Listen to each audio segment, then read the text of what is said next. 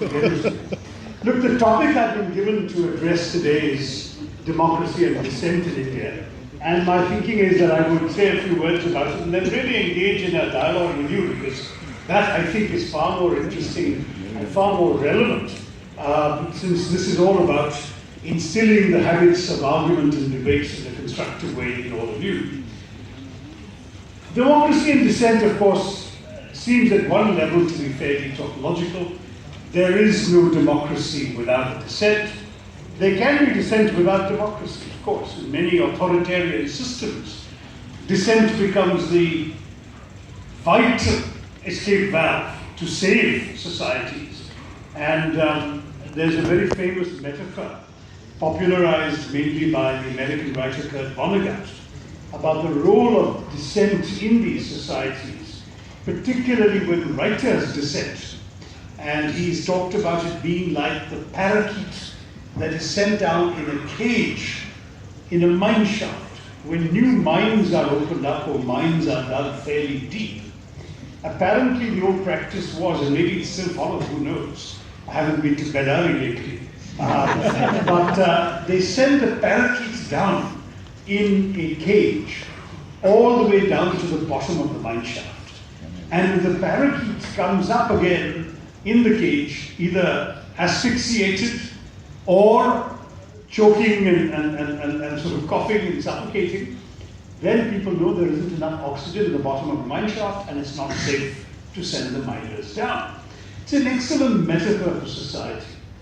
If writers, free thinkers, dissenters are unable to breathe, are completely stifled, then there is something profoundly unhealthy, even sick, about the society, and it's no longer a safe place for anyone to be. If the parakeet comes by cheerfully singing, we know there's enough oxygen in society. Now, in a country like ours, dissent has a long and honorable tradition, because we were extremely fortunate that our nationalist leaders, the ones who brought us to independence, chose to respect the principles of democratic dissent from the very start. Today, 70 years later, we all take it for granted. But the fact is that in many other post-colonial societies, many countries that came to freedom after the Second World War or the first decades after the Second World War, inevitably the initial nationalist leaders turned away from democracy, saying the challenges of administering their societies and bringing them to development were so great that they needed the heavy hand of authoritarian rule to prevent their countries falling apart. And so a lot of idealist heroes of those days, people like Nkrumah in Ghana, people like Nyerere in Tanzania, a lot of very famous third world figures who were heroes of the fight against colonial oppression, turned into, not to put too fine a word on it, turned into dictators.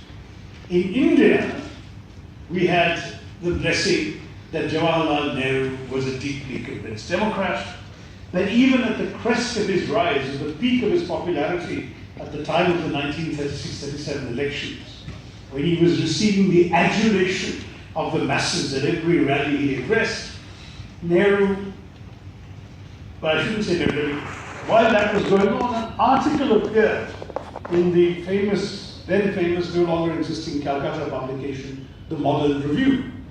And The Modern Review carried an article attacking Nehru's fondness for the crowds, the adulation that was being heaped on him, and the article went on to say, we must cut this man down into size. India wants no Caesars. And the article was signed anonymous. A few years later, it turned out that the author of the article was none other than Jawaharlal Nehru. So this convinced Democrat, who felt that we should not allow anyone to rise to a position where his views are unchallenged, when he became Prime Minister, for example, he went out of his way to give respect to the numerically insignificant opposition in Parliament, requiring his entire cabinet to attend religiously, requiring his bureaucrats to be present to prepare responses, all of that, And to take Parliament seriously was an extremely important act of democracy building in our country. Equally, he encouraged dissent within his own party. The Congress Party had a crushing majority. But it's not like the crushing majority we see in the Lok Sabha today, where there is only one line permissible for that majority and where only one view can prevail. In Nehru's time, some of his most severe critics were within his own party. In fact, one of the more famous critics of his, one of the most important dissenters of the Congress Party, was his own son-in-law, Feroz Gandhi, who attacked his father-in-law and the government on a number of issues and brought down the finance minister through his expose of the so-called Mundra scandal that resulted in Finance Minister T.J. Krishnamachari's resignation. Equally, when it came to vital issues, there was no whip. People could express their views. There's one famous incident that I was thinking about, reading all our newspapers these days about the standoff in the mountains between India and China. When there was a debate in Parliament on a similar Chinese encroachment into Aksai Chin, which is part of Ladakh, and is part of Jammu and Kashmir, and to his own Prime Minister. Now, this kind of culture of dissent was encouraged and had laid a foundation for the belief that in our democracy, disagreement was not just a fundamental right, it was essential for the health of the democracy. For the rulers to know what other people thought, for the rulers to know that there were other points of view was indispensable. Now, of course, in the parliamentary system, of which some of you know I'm not a big fan, ultimately it doesn't matter because the ruling party's majority will always guarantee them victory even when they're wrong. And so throughout, in fact, when Atal Bihari Vajpayee was in the opposition, he once made a memorable comment at the end of a debate in which he felt that he and his side had by far the better of the arguments, and the Congress government of the day had prevailed with its majority. And he said, very bluntly, we have the arguments, you have the votes. But the point of that, though a parliamentary system does sometimes crush the expression of alternative points of view merely by the existence of a group majority in the lower house, the fact remains that the ability to express that other point of view and to have it be heard by those in positions of power is ultimately the best safeguard a democratic society can have. In the days of monarchs, obviously, the expression of dissent sometimes meant losing your head. In the old days, in fact, the profession of messenger was very often the worst profession to be in, because if a messenger brought bad news, such as a defeat in a battle and so on, he was liable to be executed for having carried bad news. That was the extent to which in the past, in ancient days, dissent was sometimes not tolerated. But in our culture, as Dr. Ambedkar famously pointed out, there also was a tradition of dissent being expressed in a number of formats. The Buddhist sanghas were places where monks could express their views very freely, even when they challenged the senior monks.